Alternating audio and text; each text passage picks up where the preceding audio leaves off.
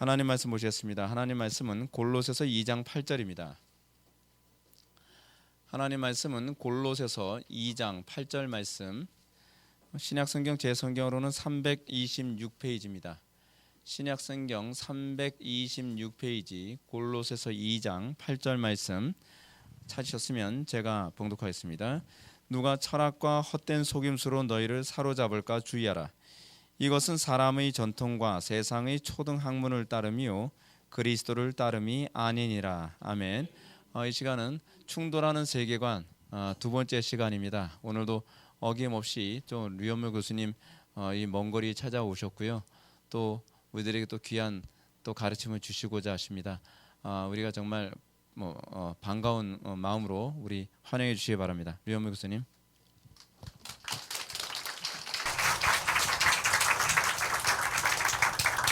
네, 감사합니다. 제 전공이 아닌 분야를 이렇게 많은 분들 앞에서 이야기를 하는 것이 여전히 두렵고 떨리는 마음으로 이 자리에 섰습니다.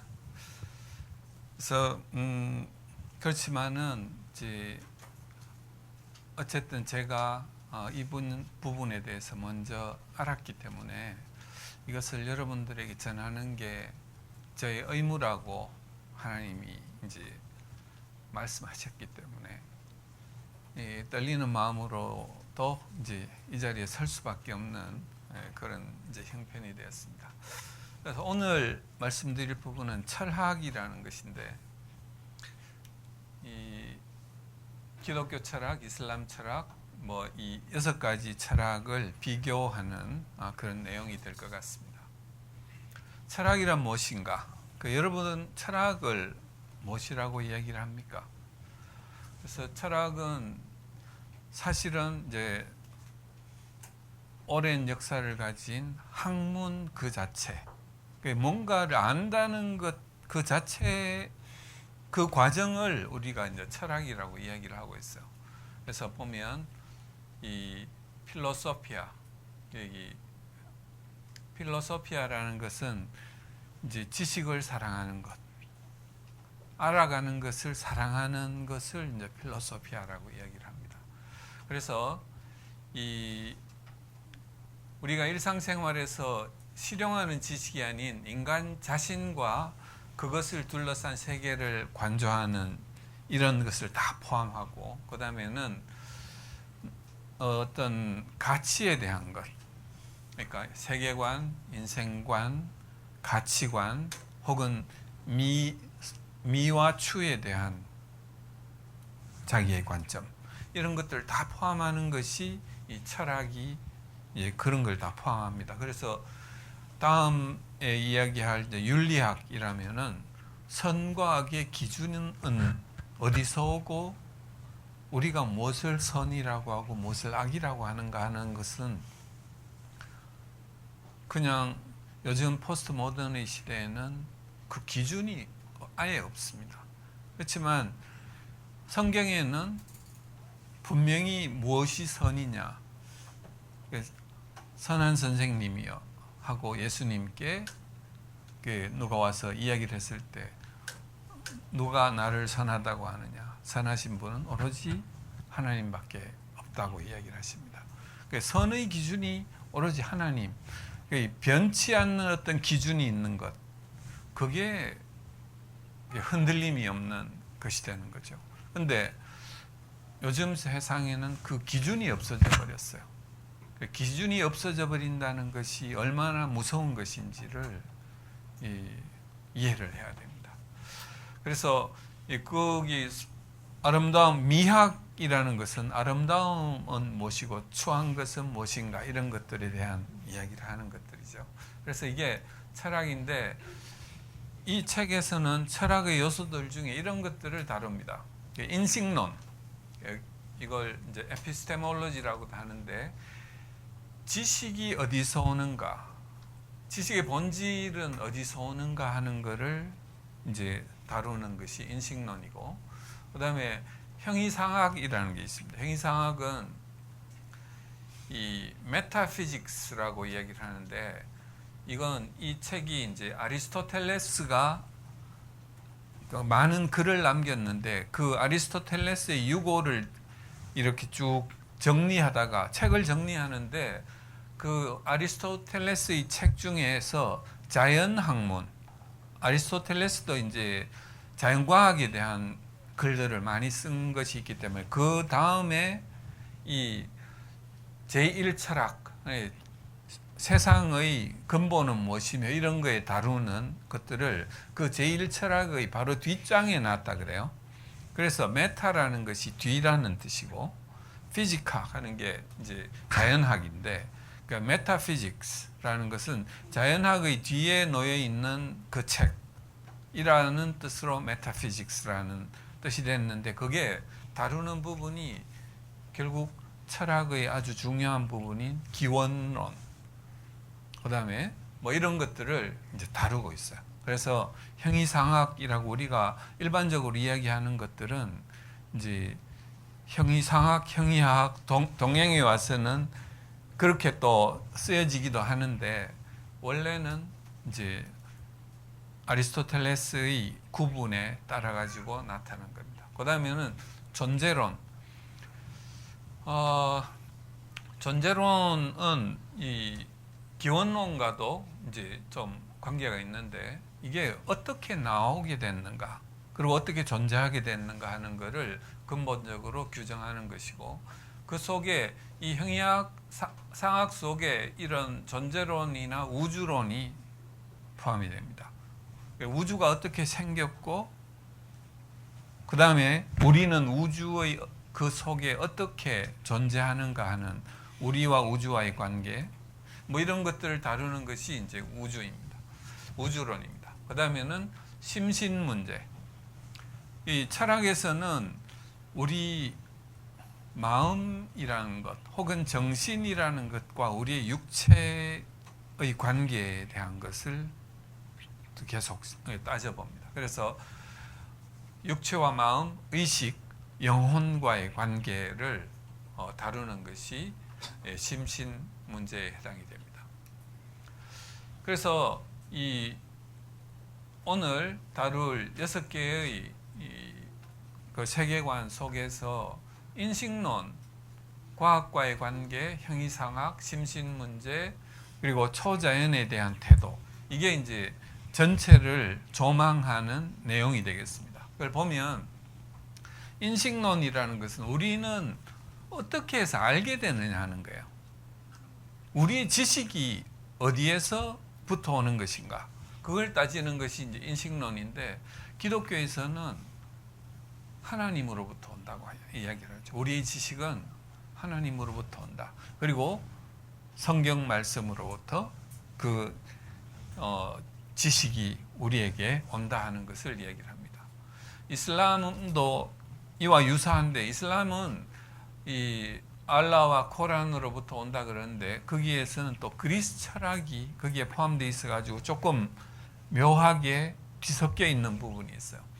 그다음에 뉴에이지 같은 거는 이제 결국 힌두교나 불교에서 이야기하는 것과 같이 결국 안다는 것은 큰 나와 작은 나가 하나가 될 때, 그때 이제 큰 깨달음이 오게 되고, 그때는 직관적으로 알 수 있게 된다고 이야기를 합니다. 공부 이런 거 필요 없고 참선해서 깨달으면 그때 이제 큰 지식이 저절로 나타난다고 생각을 하는 것이 뉴에이지의 사상입니다. 인본주의나 공산주의는 물질밖에 없기 때문에, 영적인 것은 없기 때문에 지식이라는 것은 오로지 과학을 통해 물질을 탐구해서 그 실험 과정을 통해서 나온 결과로만 우리에게 지식이 생긴다라고 이야기를 합니다. 그러니까 이쪽에서는 보이지 않는 것에 대한 것을 다루는 것을 이제 싫어하고 기피를 합니다. 그러니까 이쪽 학문은 굉장히 이제 한쪽으로 치중되어 있고, 그러면서 이제 어떤 이야기를 하냐면, 과학의 발견들이 그 계몽주의 이후 산업혁명으로부터 시작해서 지금까지 과학의 발전이 인간의 생활을 급격하게 변화시켜 놨잖아요. 그 결과를 가지고 니들 봐라. 과학 말고 어디 세상의 지식이 새로운 지식이 올 수 있는 근원이 있느냐라고 이제 이야기를 하는 거죠. 그래서 과학 제일주의적인 그런 주장을 하는 것입니다. 그러면서 이 과학 아니고 보이지 않는 것들을 믿는 것에 대해서 즉 우리의 이제 신앙에 대해서 마치 이제 미신을 믿는 것처럼 비난을 합니다. 그건 미신이야. 보이지도 않는 걸 너는 믿는 거잖아. 과학적으로 증명되지 않는 걸 믿는 거잖아. 그런 건 우리는 받아줄 수 없어. 이렇게 이제 우리 기독교인들을 이제 미신을 믿는 사람처럼 취급을 해가지고 그래서 한동안 기독교가 여기에 대해서 할 말이 없었어요. 할 말 없이 지나온 기간이 굉장히 깁니다. 그러다가 보니까 진짜 과학이 뭔가 알려주는 것 같고 그런 거는 분명히 있잖아요. 세상이 돌아가는 걸 보면. 그래서 그런 측면에서 기독교에서 이제 진화론을 받아들여야 되나 이런 고민들이 중간중간에 생기고 기독교인들이 진화론 쪽으로 가게 되는 이제 원인이 된 것이 과거의 발견 때문에 그런 거예요.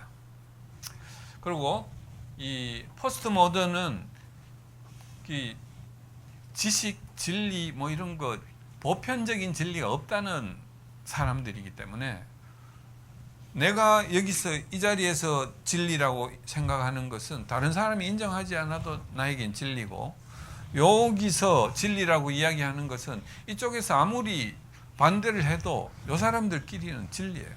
그러니까 보편적인 진리가 필요 없다고 생각을 하는 거예요. 그게 굉장히 자유롭게 생각을 하는 거죠. 그게 포스트 모던입니다. 그러면 무슨 일이 생기느냐 하면 싸움이 생기는 거죠. 여기에서 이야기한 것이 거기에서 끝나면 되는데 다른 데 와서도 이걸 이제 주장하면서 우리 주장을 좀 받아줘 라고 이야기를 합니다. 그런데 다른 주장은 자기들은 받아들이지 않는 거죠. 포스트 모던의 태도가 항상 이제 그런 방식이기 때문에 이 싸움이 항상 생겨납니다.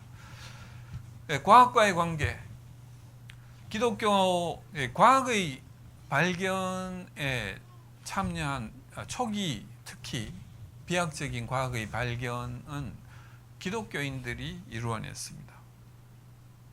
그 기독교인들이 과학의 발견을 한 이유는 하나님이 창조한 세계에 어떤 원리가 있을 것이다라고 가정을 했기 때문에 그걸 찾으려고 했던 것이고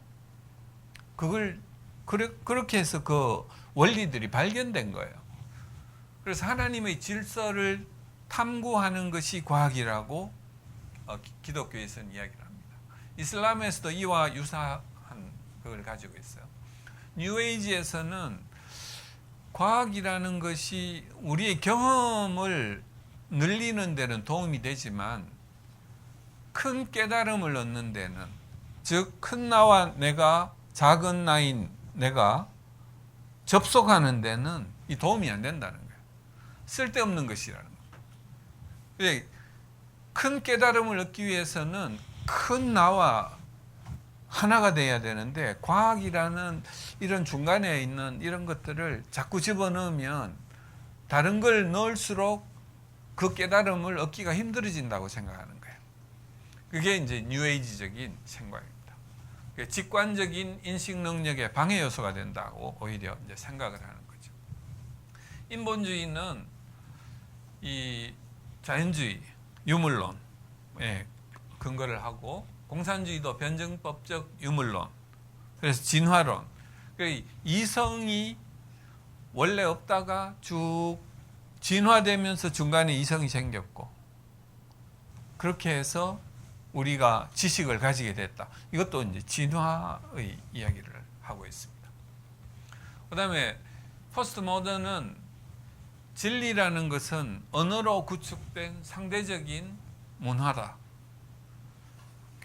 이해하기 힘들죠. 그래서 이런 말을 하고 있습니다. 그다음에 행위상학에서는 존재론과 우주론을 보면 존재하는 것은 어떻게 존재하느냐? 하나님이 창조하셨기 때문에 존재한다가 기독교에서 이야기하는 거죠. 존재의 근원은 하나님이시고 이슬람에서는 알라인데 뉴에이지에서는 모든 실제가 신이다. 그러니까 범신론적인 생각을 하고 있기 때문에 모든 것이 다 신이다라고 생각을 하는 거예요. 그리고 인본주의에서는 우주가 모든 것의 근본인데 대폭발로 인해 가지고 생겼고 그 다음에 진화론에 의해 가지고 생명체가 생겼다. 결국 이 사람들이 생각하는 것은 무생물에서 생물이 만들어졌다는 거예요.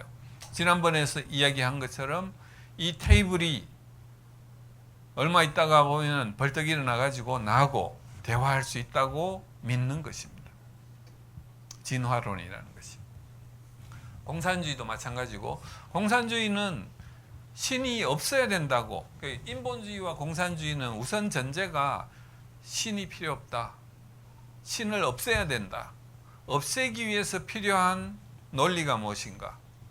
그때 다윈의 진화론이 나타났기 때문에 그걸 이 사람들이 막 굴려가지고 눈사람 굴리듯이 굴려가지고 굉장히 크게 만들어놨어요. 다윈의 진화론은 원래 아주 작은 내용입니다. 작은 내용인데 이걸 굉장히 큰 것으로 만들어놔가지고 도저히 한두 분야의 전문가가 그걸 따질 수 없도록 만들어놔버린 것이에요. 그래서 패러다임을 만들어 놓은 거예요. 그게 이제 지금 진화론이 여전히 이제 살아 움직이는 이유입니다. 그 다음에 포스트 모던에서도 이야기하기를 신이 없다고 전제를 한다면 모든 것은 그냥 해석하는 것에 불과하다. 신이 없기 때문에 모든 것은 해석하는 것이지 이 존재, 우주론 이거에 대한 거는 진정한 지식이 있을 수 없다고 생각을 하는 거죠. 심신문제. 그래서 이원론, 이원론. 기독교와 이슬람에서는 영적인 것과 육체가 분리되어서 존재할 수 있다고 생각하는 거예요. 죽음 후에 영이 다른 세상에 하나님 앞에 이렇게 가는 것을 인정을 하는 것이죠. 심신이원론을 이야기를 하는 겁니다. 그런데 뉴에이지에서는 일원론인데 이건 정신을 위주로 하는 큰 나를 그게 기준이 돼가지고 거기로부터 모든 것이 생겨나왔다고 생각을 하는 거예요. 물질도 정신의 프로덕트다. 그래서 원래 나중에 이건 하나다. 원래 하나고 또 크게 깨달으면 또 하나가 되고 이렇게 되기 때문에 여기서는 이제 일원론인데 정신 위주의 그걸 이야기를 합니다. 그 다음에 인본주의와 공산주의는 일원론인데 육체 혹은 물질 위주의 정신이나 이런 거는 없다. 그게 뭐냐면 우리의 정신이나 마음이라는 것, 영이라는 것은 뇌의 활동의 결과로 나타난 것일 뿐이지 죽으면 우리의 생명의 신호가 딱 끊어지면 정신이나 영이나 마음이라는 것은 싹 없어진다. 이렇게 생각하는 게 인본주의와 공산주의에서의 생각입니다. 그리고 포스트 모던에서는 주관적 진실 이론론 이렇게 어렵게 또 표현을 합니다. 그 다음에 초자연에 대해서 기독교, 이슬람, 뉴에이지는 이제 유신론적인 것이기 때문에 초자연 혹 신, 영 이런 거를 인정한다 이거고, 인본주의, 공산주의, 포스트 모던은 부정하는 것입니다. 그래서 이게 이제 오늘 이야기할 거를 이제 전부 다 이야기를 한 거예요. 전부 다 이야기를 했는데 이제 조금 더 자세히 설명을 하는 것은 이제 기독교 철학을 이야기를 할 때 무신론자들이 기독교 철학을 자꾸 부정을 합니다. 니들은 볼 수 없는 것을 믿는 자들이기 때문에 미신을 믿는 것이다 라고 이야기를 합니다. 그 다음에 또 한국 기독교에서 또 어떤 그게 있냐면은 그냥 믿어 라고 이야기하는 것들이 많았어요. 그게 이제 결국 덮어놓고 믿는 것이죠. 뭘 덮어놓고? 성경책을 덮어놓고. 우리는 성경책을 펴놓고 성경에서 어떻게 말씀하시는지 그거를 가지고 믿어야 된다는 거예요. 근데 성경을 덮어놓고 그냥 목사님이 하시는 말씀을 무조건 믿어 이렇게 하는 것들이 이제 있었다는 거죠. 그런데 성경책에서는 우리에게 논리적으로 이성적인 사고를 하라고 합니다. 그래서 이사야 1장 18절에 보면 여호와께서 말씀하시되 오라 우리가 서로 변론하자. 하나님이 그러셨어요. 야, 네가 맞는지 내가 맞는지 따져보자 말로. 그게 결국 철학이잖아요. 누가 맞는지 내가 생각하는. 그 다음에 베드로전서에도 이 너희 속에 있는 소망에 관한 이유를 묻는 자들에게 대답할 것. 그 사람을 설득할 어떤 논리가 너에게 있느냐 하는 것을 이야기를 합니다. 그 다음에 오늘 이제 본문으로 말씀드린 것과 같이 누가 철학과 헛된 속임수로 너희를 사로잡을까 이렇게 이야기하면 철학을 부정하는 것 같잖아요. 그런데 이 철학이라는 것이 사람의 전통과 세상의 초등학문, 그러니까 사람의 전통이나 세상의 학문이 초등학문이라는 이야기예요. 우리는 하나님이 우리에게 주신 그 철학이 있다는 거예요. 그러니까 세상의 헛된 철학과 속임수에 속지 말아라고 이야기를 합니다. 성경이 우리에게 온전하게 주시는 그 철학을 우리가 가지고 다른 사람과 변론하고 설득할 수 있어야 된다고 이야기를 합니다. 그리고 성경은 인생의 원초적인 여러 가지 질문에 대해서 충분하고 분명한 답을 줍니다. 예를 들어서 나는 누구인가? 그 무신론자들은 여기에 대해서 대답하기 굉장히 나는 원숭이에서 진화돼 가지고 원래는 무생물이었는데 뭐 이런 이야기를 할 겁니까? 그러니까 이런 부분에 대해서 성경은 어떻게 대답을 해요? 하나님의 형상으로 빚어진 생명이다. 나는 누구인가? 하나님이 빚으셨다. 직접. 내가 어떻게 여기 있게 되었는가? 하나님이 보내셨다. 나는 왜 여기에 있는가? 하나님이 이 세상을 향한 어떤 목적이 나에게 있는 거죠. 그걸 이루기 위해서 나를 보내셨어요. 나는 어디로 가는가? 하나님께로 돌아갑니다. 그러면 인생의 원초적인 질문에서 근본이 뭐예요? 네 가지 질문에 다 같이 있는 하나님이죠. 우리의 가장 근본적인 모든 질문은 다 하나님께로부터 그 답을 얻을 수 있는 것입니다. 그게 성경이 우리에게 말씀해 주시는 분명한 철학이에요. 그런데 세상의 다른 어떤 학문도 이런 것에 대해서 분명한 답을 주는 것은 없습니다. 분명한 답이 있어야지 꼭 옳은가? 뭐 이런 또 질문을 할 수도 있어요. 하지만 이제 답을 얻고 싶은 사람들이. 그 다음에 인식론. 마르크스주의자와 인본주의자들은 지식의 근본을 과학이라고 이야기합니다. 과학적으로 증명된 것이라야지 지식이 될 수 있다고 이야기를 합니다. 그래서 성경에 대해서 비판하죠. 이류 계급의 맹목적 인식론이다. 미신이다. 이렇게 비판을 합니다. 그렇지만은 그 사람들이 가지고 있는 이 인식론 중에 가장 근본이 되는 것은 우주가 어떻게 생겼는가? 혹은 생명은 어떻게 생겼는가?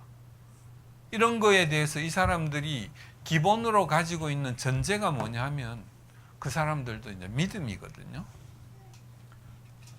대폭발에 의한 것이다. 근거는 아무것도 없어요. 그냥 약간의 증거들을 가지고 우주가 폭발해서 생겼을 것이다. 이거는 이 모든 사람이 받아들이는 것이 아니고 대폭발이라고 주장하는 몇몇 사람들이 있기 때문에 그 사람들에 의해서 그냥 퍼날라진 전파된 지식이에요. 그래서 여기 보면은 이 우주의 기원이나 생명의 기원도 무생물에서 진화에 의해서 생명으로 생겼을 것이다라고 이야기를 하는 거죠. 이 사람들이 이야기하는 것은 무수히 많은 우연의 연속, 무수히 많은 우연의 연속으로 결국 우리가 생겼다는 거예요.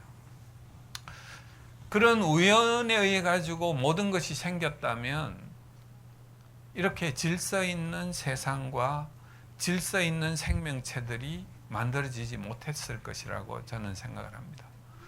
그래서 우연에 의해서 절대 생길 수 없는 것을 이 사람들은 우연에 의해서 생겼다고 가정하고 그것을 믿는 것이에요.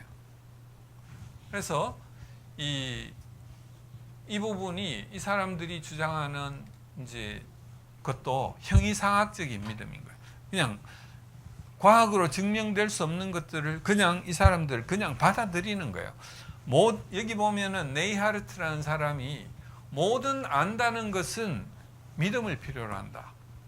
아는 것의 첫 단계는 이것까지는 그냥 인정하고 그 다음부터 시작하는 거예요. 그 기반이 믿음입니다. 그런데 그 기반이 되는 믿음을 이걸 기반으로 할 것인가 이걸 기반으로 할 것인가는 자신의 선택입니다. 그리고 근데 이제 불행하게도 우리가 다니는 학교, 공교육에서는 이걸 무신론적인 세계관을 그 기반으로 삼았을 따름이에요. 그래서 이 부분에 대해서 성경은 여호와를 경외함이 지식의 근본이라고 이야기를 합니다. 우리의 지식은 하나님으로부터 오기 때문에 하나님을 아는 것이 모든 지식의 근본이다라고 이야기를 합니다. 예수님은 당신 자신에게 내가 길이요 진리요 생명이니 나로 말미암죠. 예수님이 길이고 진리고 생명이라고 이야기를 합니다. 스스로 진리라고 해요. 예수님 말고는 진리에 이를 수 있는 방법이 없다. 예수님을 드러내고 있는 책이 뭐냐? 그게 성경책입니다. 성경에서 우리는 그 진리들, 지식들을 찾아낼 수가 있습니다. 인생에서 가장 중요한 진리와 지식들을 그 속에서 발견할 수 있는 거죠. 기독교 철학은 우리가 예수 그리스도를 믿는 믿음에서 시작합니다.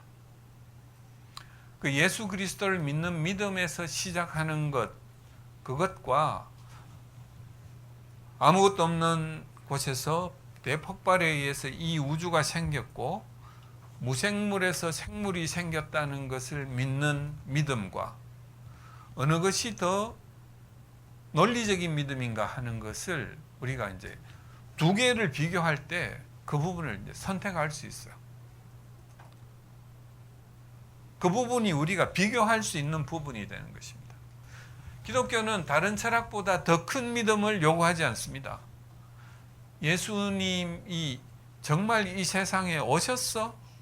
그것과 관련된 많은 문헌들이 있고 그 문헌에 근거하고 또 그걸 써놓은 성경에 근거해서 우리가 그분이 온전한 인간이셨으며 온전한 하나님이시라는 것을 우리가 믿는 것이죠. 그 증거들을 가지고 믿는 것인데 다른 것들은 그런 증거보다는 그냥 믿는 것이에요. 이게 우리가 더 큰 믿음을 요구하는 것이 아니다. 그 다음에 기독교 과학과 기독교 철학.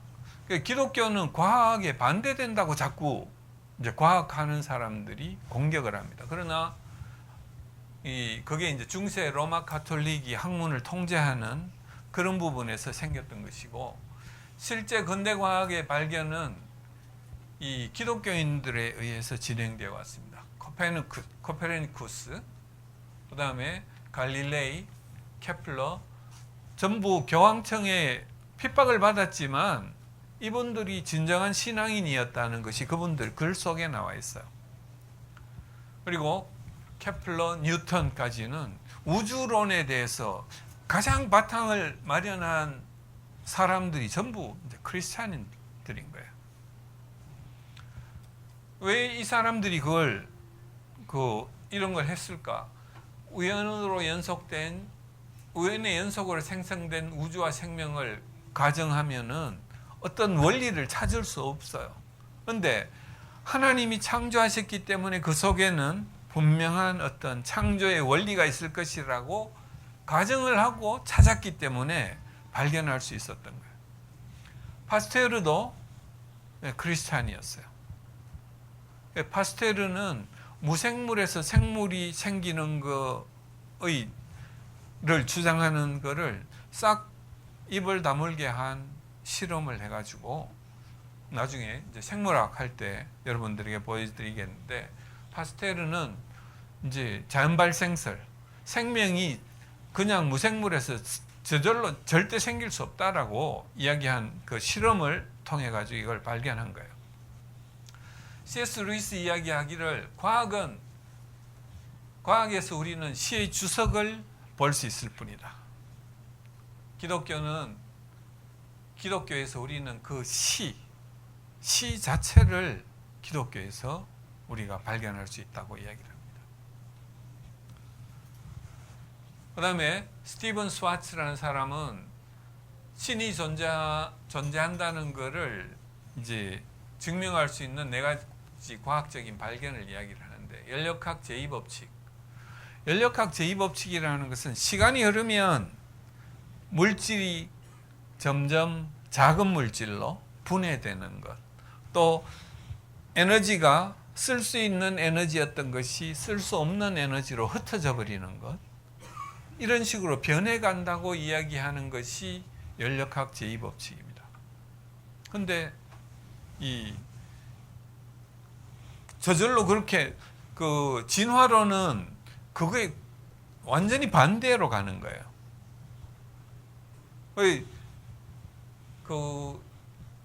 연력학 제2법칙은 처음에 하나님이 창조하신 세계가 아주 아름답고 좋았는데 이게 타락으로 인해 가지고 지금 이렇게 가고 있는 것을 이야기를 하고 있고, 진화론은 거꾸로 무생물에서 점점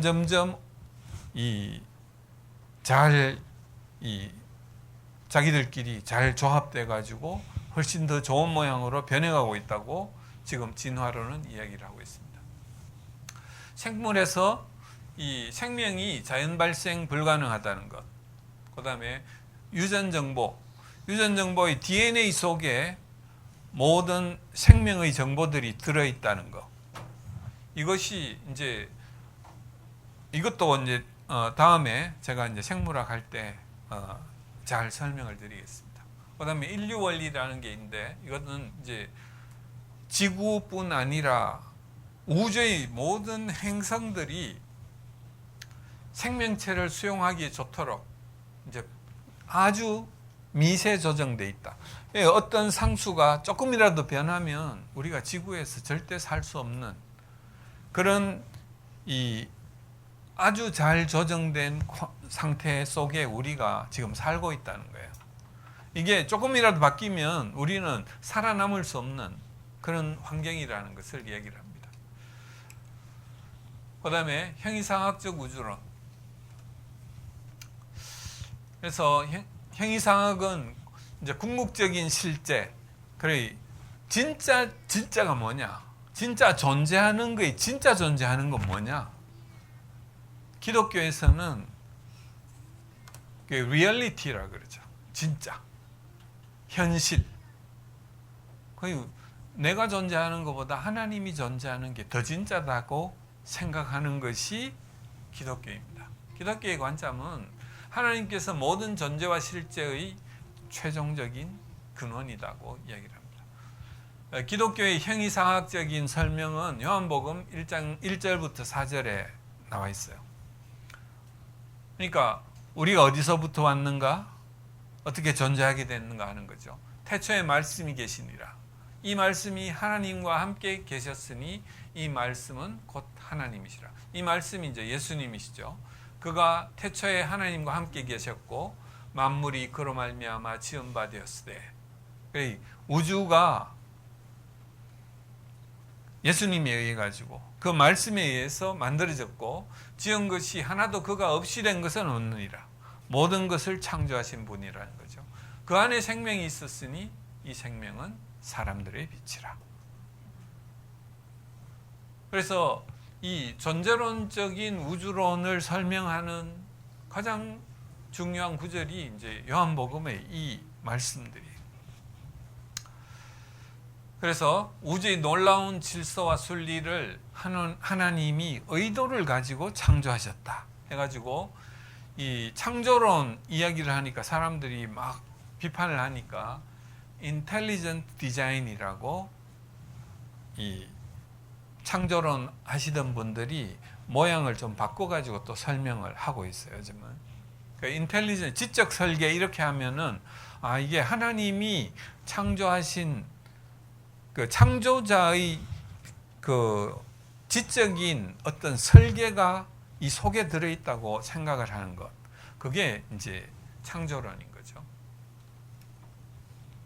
그 다음에 심신 문제, 정신과 육체 사이의 관계, 따로 분리돼서 존재할 수 있다.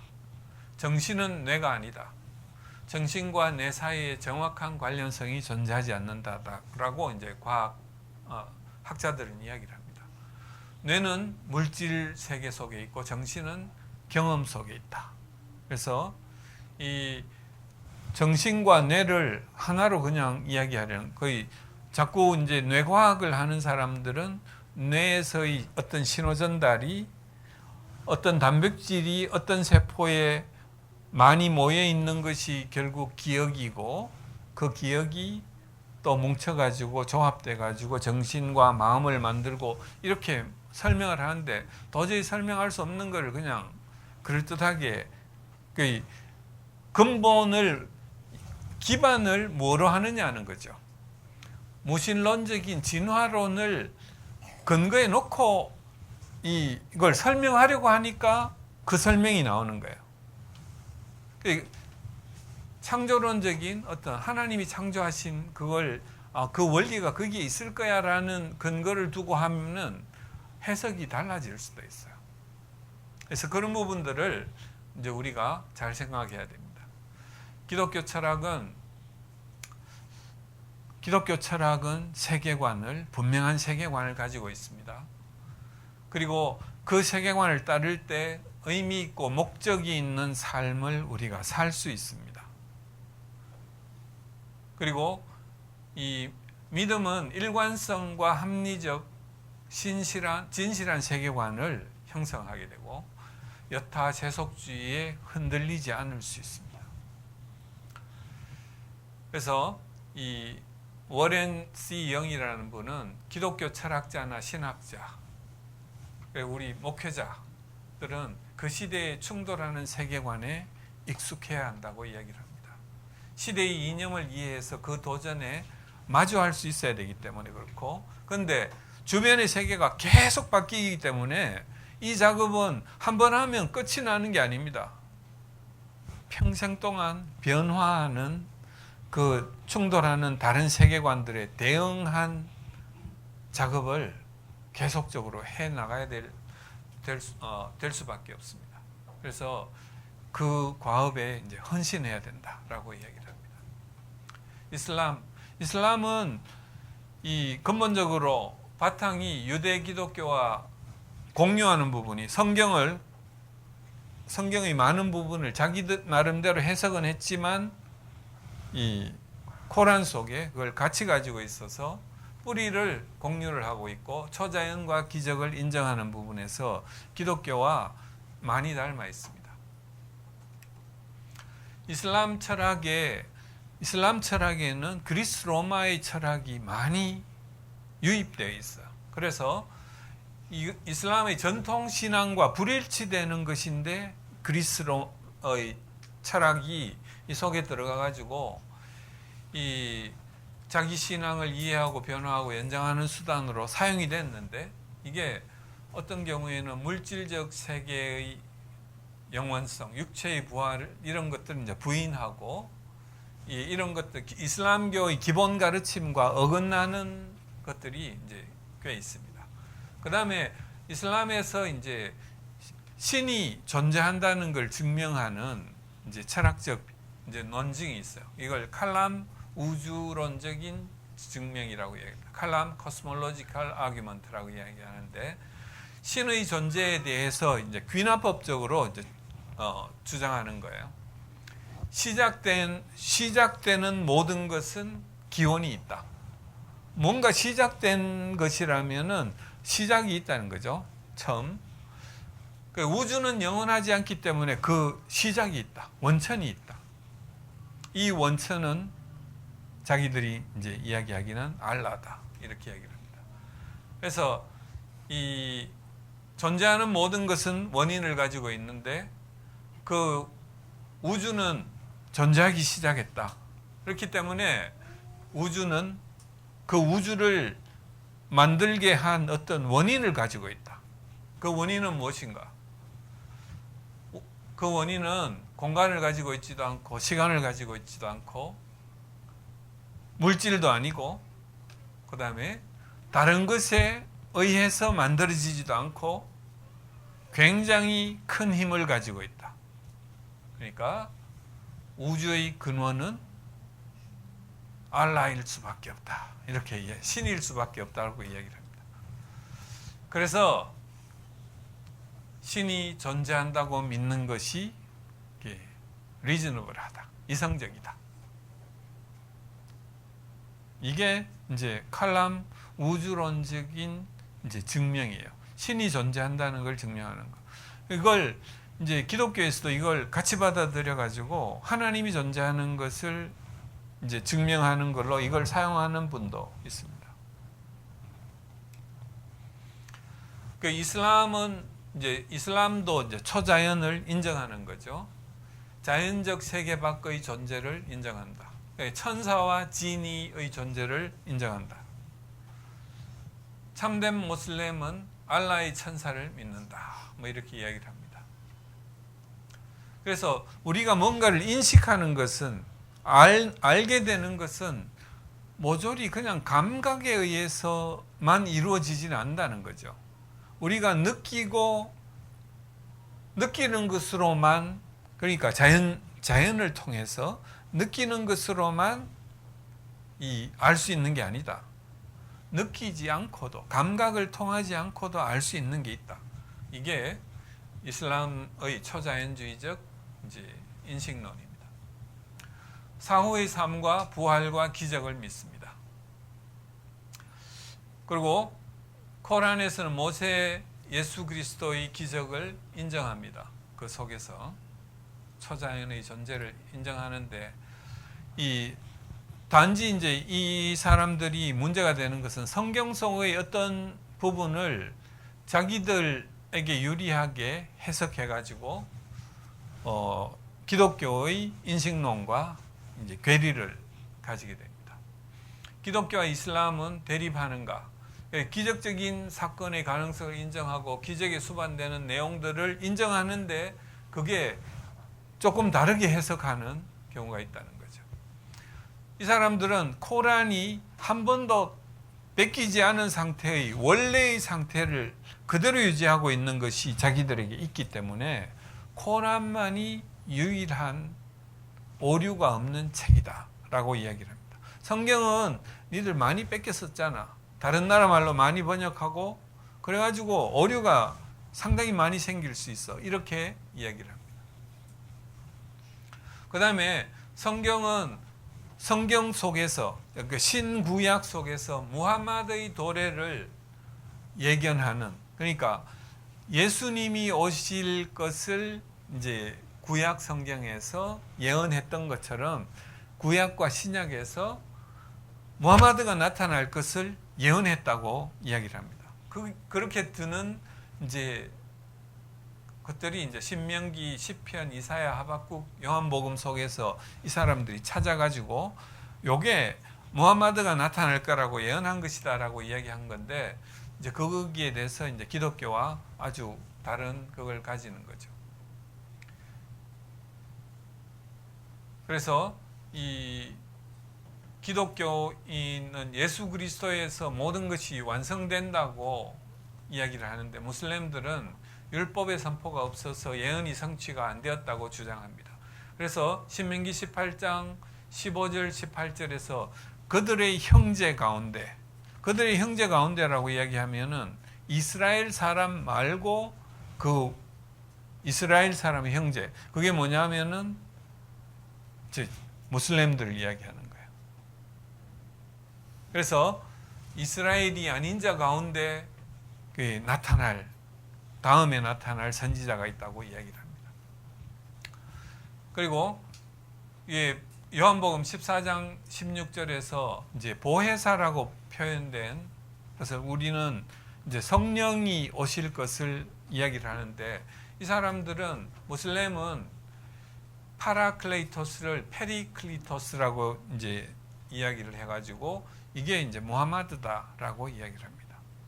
그러니까 예수님이 돌아가시고 그 뒤에 무함마드가 와서 이 대신 그 모든 것을 할 것이다, 이렇게 이야기를 하는 것이죠.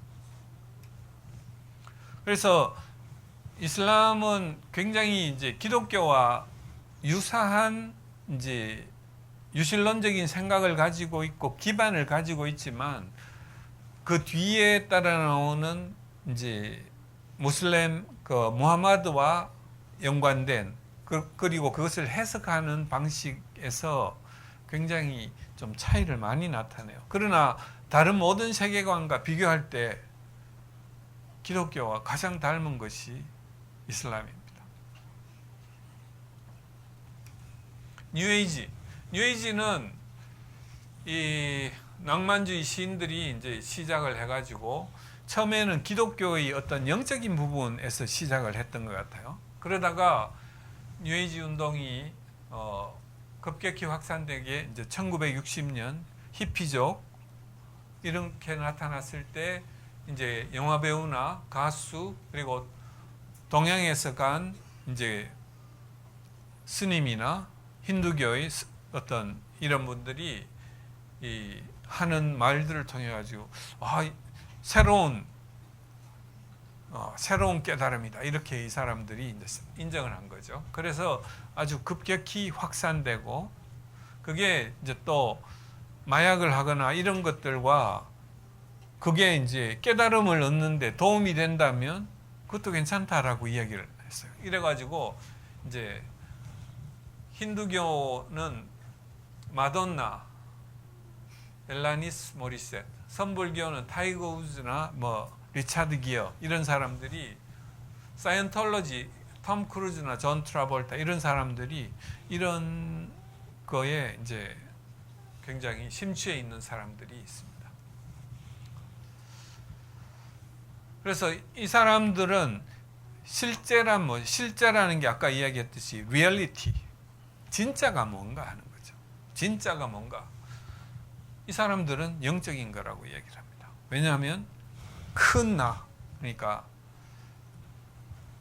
브라만을 이야기하는 거. 브라만, 큰 나, 우주의 큰 나가 작은 나, 아트만과 결합할 때 내가 큰 나가 되는 거죠. 작은 나인 사람이 브라만과 접속할 때 나는 신이 되는 거예요. 부처가 되는 거예요. 그게 힌두교와 불교에서 이야기하는 거예요. 큰 깨달음을 얻을 때 내가 신이 되고 다른 모든 것들도 그렇게 될 수 있다. 그러니까 그게 이제 범신론인 거죠. 그 모든 실제가 그 영적인 차원에 있다고 이야기를 합니다. 그래서 이론론인데 그 큰 나, 그 영적인 게 더 진짜다라고 이 사람들은 이야기를 하는 거죠. 뉴에이지의 인식론, 알게 되는 걸 어떻게 알 수 있느냐? 큰 나와 딱 플러그인 하면 거기 지식이 나에게 쫙 흘러 들어와 가지고 내가 모든 것을 이해할 수 있고 깨달을 수 있다라고 이야기하는 거죠. 더 고등한 자에게 접속하는 것이 중요하다.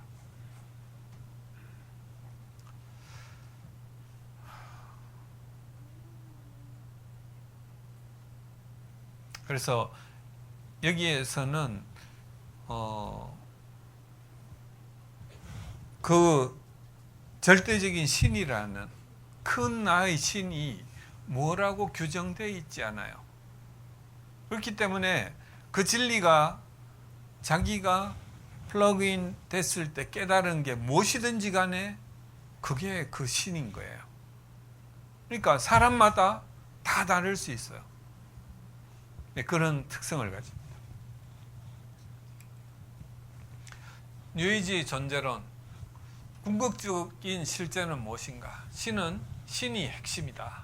그 물질적인 것보다는 영적인 것이다. 이론론이지만은 심신 이론론이지만은 이제 인본주의나 마르크스주의하고는 완전히 다르다는 거죠. 신의 실체를 명시하지 않는 것. 그래서 해석이 서로 다르다는 것. 진리는 개인적 경험에 기초하는 것이기 때문에 사람마다 다 다른 대답을 가질 수 있다. 그래서 궁극적인 실제는 하나이고 그 실제는 영적인 것이고 존재하는 것은 이 영적인 것으로 드러나고 이게 이제 뉴에이지에서 이야기하는 내용입니다. 세속적인 인본주의는 자연주의, 그러니까 세상에 보이는 어떤 물체, 우리가 있다고 증명할 수 있는 것들에서 근거한 것들만 지식으로 우리가 취급할 수 있고 존재한다고 인정하는 거죠. 그러니까 존재론과 인식론적인 측면에서 보이지 않으면 혹은 안 보이더라도 있다고 증명할 수 있으면 그거는 인정돼요. 그렇지만 있다는 것을 증명할 수 없으면 이 사람들은 인정하지 않는 것입니다. 그래서 자연은 우리가 현재 아는 것보다 더 폭넓으며 심오한 것이고 어떠한 이제 새로운 발견도 그 자연에 대한 지식을 확대하는 것이다. 초자연은 존재할 수 없다라고 이 사람들은 확실하게 선을 긋습니다. 자연주의는 신앙과 같은 것이에요. 신이 없다는 것을 굳게 믿는 신앙. 그래서 물질이 아니거나 존재가 자연 내에 있지 않은 모든 것을 부정합니다. 그래서 더 정확한 세계관을 위해서는 과학적 지식의 성장, 과학이 발전하는 것만이 우리가 지식을 넓힐 수 있는 유일한 길이다라고 생각하는 것이죠.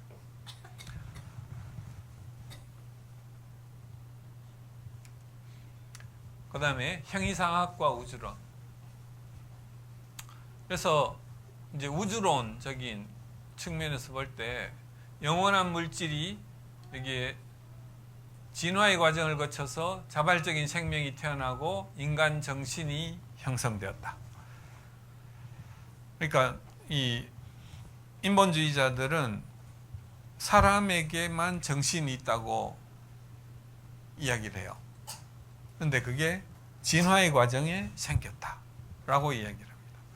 그래서 뭐 근거가 도대체 어디서 그런 생각을 하게 됐는지에 대한 궁금증이 있어 찾아봤는데 별 답은 없는 것 같아요. 그리고 칼 세이건이라는 사람은 우주는 존재하는 모든 것이고 앞으로 존재할 모든 것이고 창조주는 없다. 우주만이 존재할 뿐이다. 이게 이 사람들을 이해하는 것이고, 그 다음에 크리스찬 중에 진화론적인 어떤 생각을 가지고 있어서 빅뱅을 성경에 있는 하나님의 창조 사건 어떤 중에 뭐와 비유를 하려고 시도한 그게 있었어요. 크리스찬 중에 진화론적으로 성경을 설명하기 위해서. 그렇게 은유로 빅뱅을 설명하는 것조차 이게 말도 안 된다라고 이 사람은 이야기를 합니다. 아인슈타인은 이분은 이 창조주를 믿었던 것 같아요. 자연 법칙의 조화가 너무나 이 고등한 지성을 드러내 가지고 그 안에 보면 이게 너무나 이 조화롭게 돼 있는 것을 봤을 때 이게 정말 하나님이 계신 것 아닌가 하고 이 사람은 이제 자연 속에서 과학적인 발견 속에서 이제 그 이야기를 한 거죠.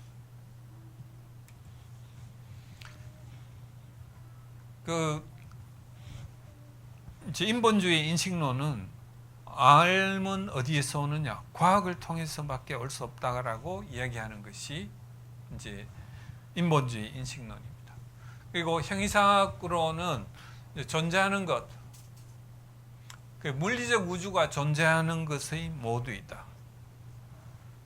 물리적 우주 바깥에 있는 것, 초자연적인 것은 없는 것이다. 과학이 지식의 유일한 근원이고 초자연은 존재할 가능성이 없다는 것을 굳게 믿는 것입니다. 그래서 칼 세이건인 인본주의자인 칼 세이건 자체가 과학 자체가 종교의 일종이다라고 이야기를 합니다. 심신관계의 문제입니다. 심신관계에서도 육체는 자연 속에 존재하고 정신이라는 것은 이건 뇌의 활동에 의해서 드러나는 현상에 불과하다. 그래서 정신은 자연세계의 연장이고 육체와 관련되어서만 설명될 수 있다. 그리고 생명은 진화의 과정 속에 자발적으로 생겨가지고 현재까지 진화해 오는데 정신은 그 중간에 진화의 중간에 생기게 됐다. 이렇게 이야기를 합니다. 물리적 우주가 먼저 있었고 물질적 지구상의 짐승 속에 20억 년에 달하는 생물학적 진화가 이루어진 다음에 인간에게 정신이 나타났다. 이렇게 설명을 합니다. 그래서 나중에 이제 과학과 세계관에 대해서 이야기를 해보면 이 시간 몇십억 년 막 이렇게 뿌려대는 그 시간이 도저히 해결할 수 없는 것 때문에 시간으로 넣지 않으면 안 될 그것 때문에 시간을 넣은 거예요. 시간의 팩터를 무한대로 줘야지 이게 변해가지고 아메바가 변해서 이게 되고 그 할 수 있는 그 시간을 그 간격을 그렇게 주지 않을 수가 없는 것이죠.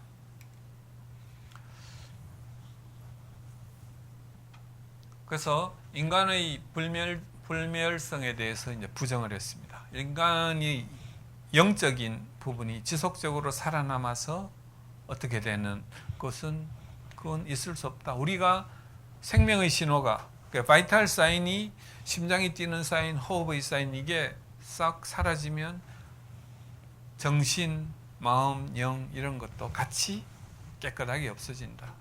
그러니까 우리가 뭘 두려워하리? 신나게 살자. 이게 이제 인본주의자들이 하는 이야기예요. 정신이 진화론적인 과정을 통해서 생겨났다고 믿는 것이죠. 그리고 인간 정신은 물질의 진화에 의해 가지고 생겨났고 자연 선택은 진화를 통해 정신을 계속 이걸 개선하고 있는데 이게 점점 더 가면 더 어떻게 진화할 것이냐를 이야기할 때 이제 이 사람들은 드디어 AI를 거기에 집어넣습니다.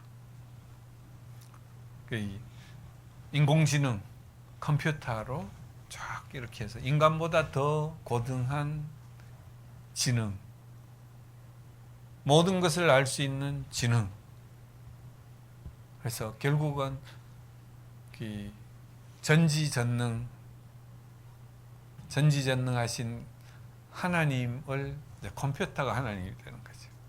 이제 그런 세상을 이 사람들은 이제 점점 진화의 끝은 그쪽으로 갈 것이다라고 예측을 하고 있는 거예요. 결론, 초자연을 부정합니다. 그 다음에 인본주의는 비관론적인 세계관으로 귀결된다. 세상이 사람을 위해서 만들어진 게 아니라고 생각하는 거죠. 사람에게 어떤 걸 해줄 의무도 없고, 또 사람이 어떤 걸 할 수 있는 능력도 어떤 한계가 있기 때문에. 그러니까 인본주의의 생각은 우리는 뭐냐? 그냥 동작하는 기계이고 진화하는 짐승일 뿐이고 잠시 있다가 사라지는 뭔가시. 그러니까 하나님의 형상을 닮아가지고 창조된 존귀한 존재, 이런 것을 이야기할 수 없는 거죠. 우리나 개나 벼룩이나 다를 바가 없는 생명체다라고 이야기를 하는 것입니다. 인간의 목적은 올챙이의 목적과 같다. 죽지 않고 갈 수 있는 가장 먼 범위를 기어가든지 죽음이 그를 취할 때까지 삶을 영위하는 것뿐이다. 이게 이제 인본주의자들이 삶에 대해서 가지는 결론일 수밖에 없는 것이죠. 마르크스 레닌주의는 변증법적인 유물론, 신의 속성을 변증법적 물질에 이제 부여를 한 것입니다.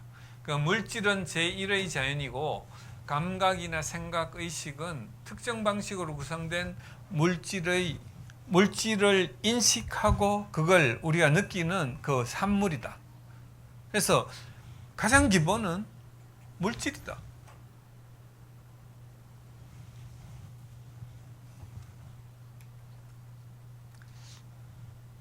마르크스주의에서 이제 물질적 실제가 없는 것은 인지할 수도 없고 그걸 가지고 지식을 습득할 수도 없다라고 이야기를 합니다.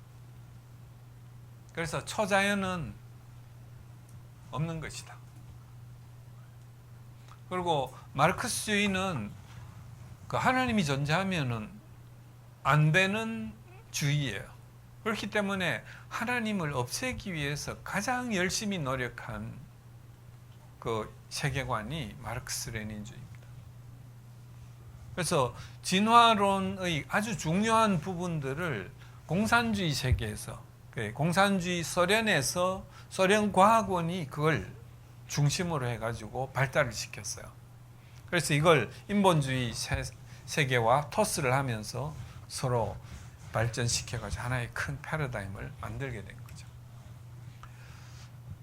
변증법적 유물론으로 세상을 이제 정반합으로 이제 설명을 한다. 그래서 세상을 어떻게 보냐면은 이제 헤겔의 변증법과 마르크스의 이제 변증법적 유물론을 이야기를 하는데, 원래 어떤 정이라는 게 하나의 정이 있었는데 거기에 반대되는 이것과 다른 의견을 가진 두 개가 이제 생기면 이 둘 사이에 어떤 싸움이나 토론을 통해 가지고 새로운 합이 생깁니다. 합이 생기면 그것이 이제 새로운 정이 되는 거죠. 그런데 여기에 대해서 또 다른 반이 생기면 또 싸움을 통해 가지고 다시 그게 합이 이루어지고 그 합이 정이 다시 되는 거죠. 거기에 대해서 또 반이 생기고 이렇게 이야기를 합니다. 그래서 세상이 어떻게 변했느냐. 옛날에 원시 공동체가 있었는데 이게 하다가 보니까 고대 노예제로 점차 바뀌었고 중세 봉건제로 자본주의로 이게 이제 싸움을 통해 가지고 이렇게 일어났고, 자본주의가 이제 사회주의를 거쳐서 공산주의로 이렇게 바뀌어갈 것이다 라고 이 사람이 이제 사회의 변화를 그런 변증법적 유물론으로 설명을 했는데, 이 사람이 이 마르크스가 자본론을 쓰고 있을 때 이제 글을 거의 다 써갈 때쯤 돼가지고 다윈이 진화론을 발표를 했어요. 그러니까 다윈이 진화론을 읽어봤는데 자기가 세상의 변화를 설명하는 정반합과 이 생명의 진화를 설명하는 정반합이 굉장히 닮아 있거든요. 사회를 설명하는 것과 생명의 변화를 설명하는 것이 이렇게 일치할 수 있다니. 그래서 이걸 막 적극적으로 끌고 와서 이 진화론을 같이 이제 찬성하기 시작했어요. 마르크스주의의 행위상학은 최종적인으로 존재하는 것은 무조건 끝까지 물질밖에 없다. 물질은 존재하는 유일한 객관적인 실제이다. 이게 이제 마르크스주의자들이 이야기하는 것입니다. 정신은 물질의 반영이지 독립적으로 존재하는 것이 아니다. 이렇게 주장을 합니다. 정신의 작용은 뇌의 작용이지, 즉 물질적이고 육체적인 장기의 작용일 뿐이다 라고 이야기를 합니다. 결론적으로 변증법적인 유물론은 인식론, 우주론, 존재론, 심신관계 등 모든 것에 답을 가지고 있는데 그 답은 물질밖에 없는 것이죠. 우주는 앞으로도 무한하고 앞으로도 존재할 것이며 물질은 영원하며 최종적인 실체이다. 그리고 그 물질의 세계는 변증법적인 유물론의 방법으로 끊임없이 변화해 가고 있고 변화하는 중에 있다라고 이야기를 합니다. 그 다음에 포스트 모던주의 철학. 포스트 모던주의 철학은 이 가장 잘 대변하는 것이 이 코미디에도 이런 거 있었잖아요. 어떤 사람이 설득을 막 해서 정말 잘 설득을 했는데 그건 네 생각이고, 이게 포스트 모던주의가 이야기하는 거의 그 사람들의 철학입니다. 그건 네 생각이고 내 생각은 달라. 이게 이제 이 사람들이 하는 가장, 그래서 진리는 주관적이라고 생각을 하는 거예요. 보편적이고 객관적인 진리는 없다라고 주장을 합니다. 그래서 전우주적인 진리 이런 건 절대 있을 수 없다고 생각하는 거죠. 국소적으로 몇 명 모여가지고 합의는 있을 수 있을지언정 전체가 승복할 수 있는 진리라는 것은 있을 수 없다. 또 너에게는 진리일지 모르나 나에게는 아니다.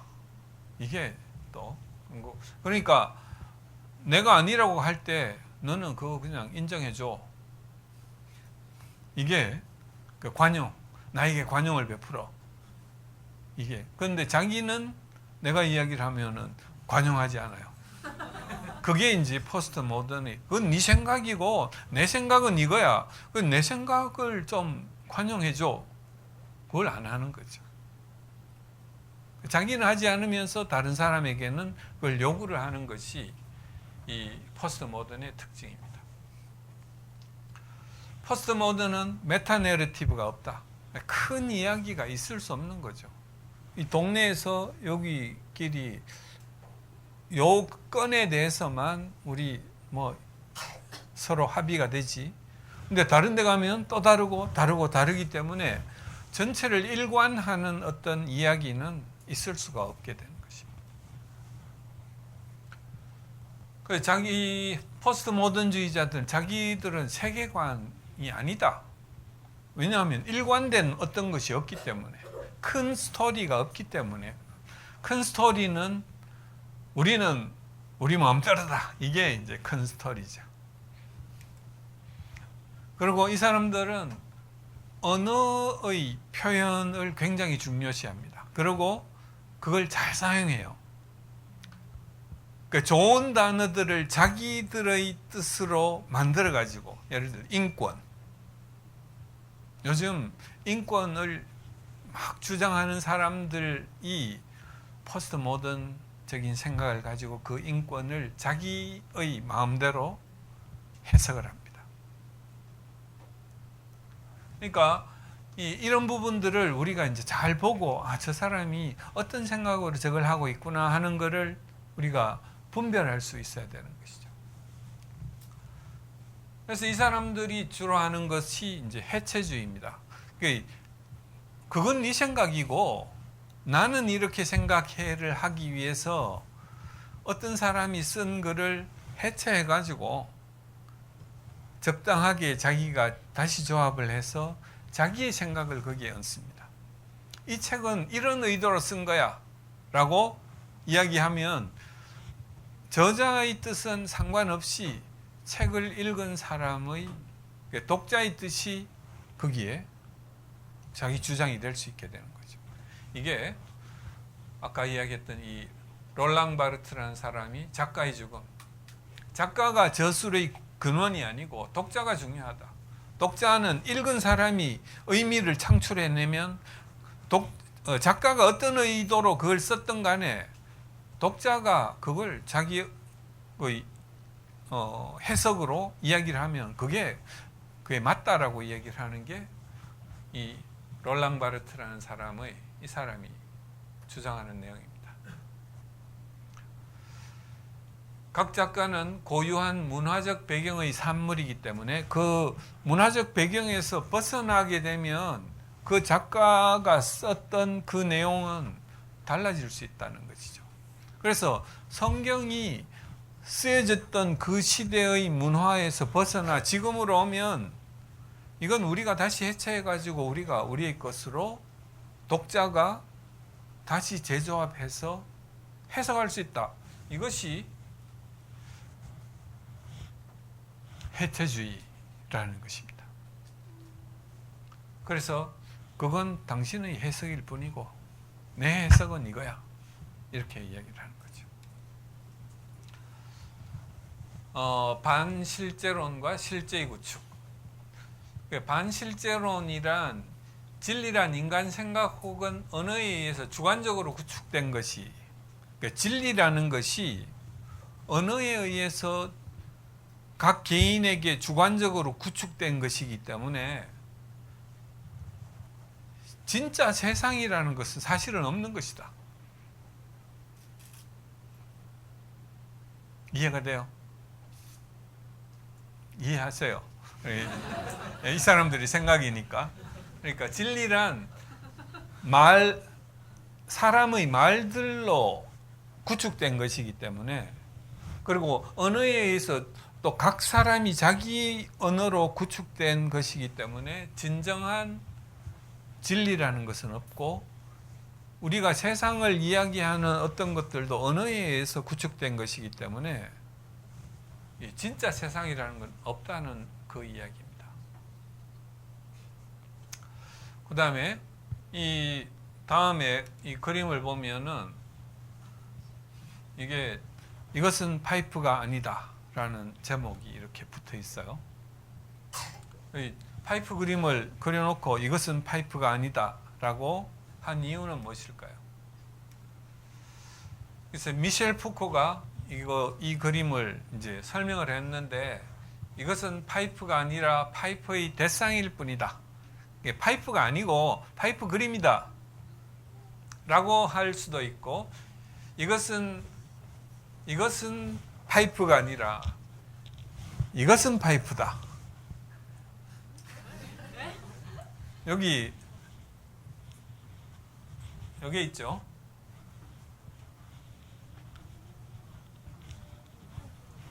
그래서 이걸 자세히 읽어보세요. 읽어보면은 나름대로 그렇게 읽을 수도 있겠구나 라고 생각할 수 있는 것이죠.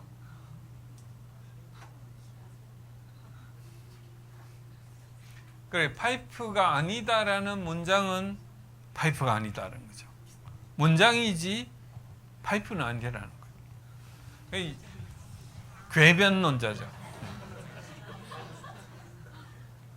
그러니까 언어로 말의 유희로 사람을 혼란시키는 것이 이 포스트 모던의 굉장히 큰 특징입니다. 포스트 모던 철학을 요약하면은 보편적인 과학의 권위를 이 사람들이 뭐 하던 사람이냐 하면 인문학 하는 사람들이 굉장히 많아요. 근데 근대로 넘어오면서 인본주의자나 공산주의자나 이런 사람들이 과학을 굉장히 신봉했잖아요. 그러니까 과학하는 사람들이 세상을 막 좌지우지하는 거예요. 그러니까 인문학 하던 사람들이 굉장히 이제 시리에 빠져 있는 거지. 그러다가 이제 모든 걸 부정하기 시작한 거죠. 모든 것을 이제 부정하기 시작. 그것은 네 생각이고. 그래서 포스트 모던주의자들이 모인 어떤 모임에 노벨상 수상자를 초대해가지고 그 사람을 1시간 동안 발표하게 했어요. 발표해 노벨상 수상자가 자기가 이제 최근에 그 수상했던 그 내용에 대해서 하나 이제 그 설명을 하고 이렇게 해가지고 나갔는데 그 다음에 올라온 사람이 그건 당신 생각이고 우리는 거기에 대해서 그렇게 인정하지 않는다. 이런 식의 이제 이야기를 하는 것이죠. 그러니까 과학에 대해서 반과학적인 그런 생각을 이쪽에서 또 많이 가지고 있어요. 그리고 통합된 보편적인 계획을 거부하고 독창성, 희한하게 생각하는 것을 아주 좋아해요. 그래서 이런 것들이 이제 언어와 인식, 그리고 우리가 그냥 일반적인 상식적인 사람이 이해하기 힘든 그런 이야기들을 많이 합니다. 그래서 이분들이 하는 걸 보면은 이제 굉장히 우리가 그 교과서에 유명한 사람으로 이름이 올라있던 사람 중에 이런 이름이 많아요.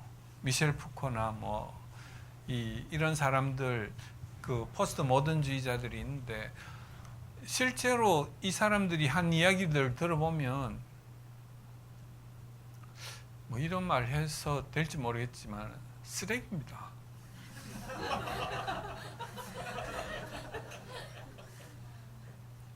그러니까 사람들을 혼란시키는 그런 것들만을 그 반동이겠죠. 어떤 그 전에 있었던 어떤 것들에 대한 반동으로 그런 것들이 나타났겠지만은 세상을 너무나 혼란시키는 그런 일들을 한 것 같아요. 실제는 언어에 의해서 구축된다. 리얼리티라는 것은 말로 설명되는 것이지 우리가 눈으로 보거나 느끼거나 해가지고 실제를 파악되는 것이 아니다라고. 그것은 당신에게 진리일지를 모르나 나에게는 아니다. 이거의 딜레마. 그래서 다른 사람한테 자기 이야기를 주장할 때는 좋은데 다른 사람의 주장을 들을 때는 자기는 그걸 받아들일 수 없기 때문에 참 문제가 되는 것이죠. 그리고 1973년에 이제 이 로우 대 웨이드 사건이라는 것이 해체주의적으로 미국 헌법을 해석해 가지고 이 낙태를 합헌으로 해석하도록 만들었어요. 그러니까 그 해체주의라는 것은 이 문장을 아무리 읽어도 그 뜻일 수밖에 없는 것을 이상하게 해체해 가지고 자기가 생각하는 뜻으로 해석을 다르게 하는 거예요. 그걸 법에서도 그렇게 할 뿐더러 성경도 그렇게 해석한다는 거죠. 그게 이제 해체주의의 가장 무서운 점이고, 지난번에 잠깐 말씀드렸듯이 C.S. 루이스도 이 인간 파괴인가 그 책 속에서 보면 초등학교 교과서를 포스트 모던적으로 써놓은 그 내용을 보면 그 인간을 그 아이의 정서를 완전히 아무것도 믿을 수 없는 사람으로 만들어 버리는 그런 그걸 가진다고 이야기를 합니다. 그래서 굉장히 큰 해악을 이제 그래서 다시 정리를 하면은 아까 이야기했던 그 내용들을 이렇게 이제 표로 정리를 할 수 있는데 참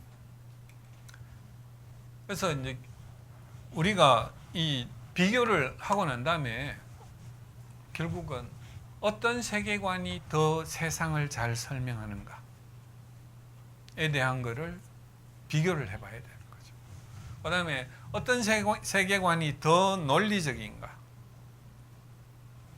그 다음에 어떤 세계관이 세상을 더 살만한 곳으로 만들 수 있겠는가. 그러니까 우리가 철학을 하는 것은 내가 더 잘 살기 위해서 철학을 공부하는 거잖아요. 나의 삶이 어떻게 사는 것이 더 잘 사는 것인가. 나는 도대체 어디서 와서 왜 여기에 있고 앞으로 어디로 갈 것인가를 생각하는 이유는 나의 온 곳 그리고 갈 곳 그 속에서 나의 좌표를 정하고 그럼 내가 이렇게 살아야 되겠구나 하는 것을 설정하기 위한 것이 결국은 철학인데 그걸 실컷 하고 난 다음에 야 대충 살자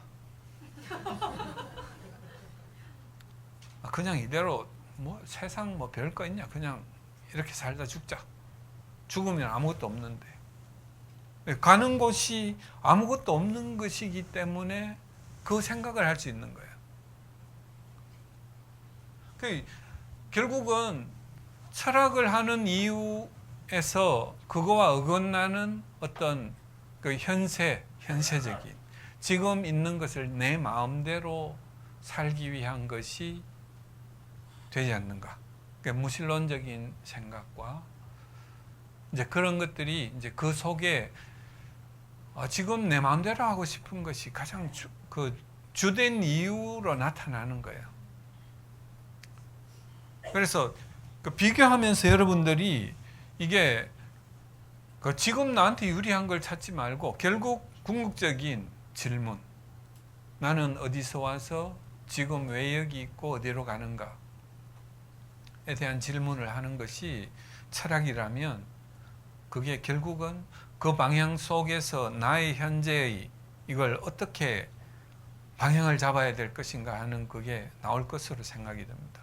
그래서 그걸 우리 크리스찬은 성경 속에서 그걸 찾아야지 다른 곳에서 찾으면 세상의 아까 초등학문, 헛된 철학에서부터 우리가 그걸 찾을 수는 없다는 것입니다. 그래서 여러분들이 철학, 우리가 어떻게 살 것인가 하는 것을 이제 생각하실 때 성경에 기반을 해서 여러분들이 그것을 잘 세워가시기를 바라고 또 기대합니다. 네, 감사합니다.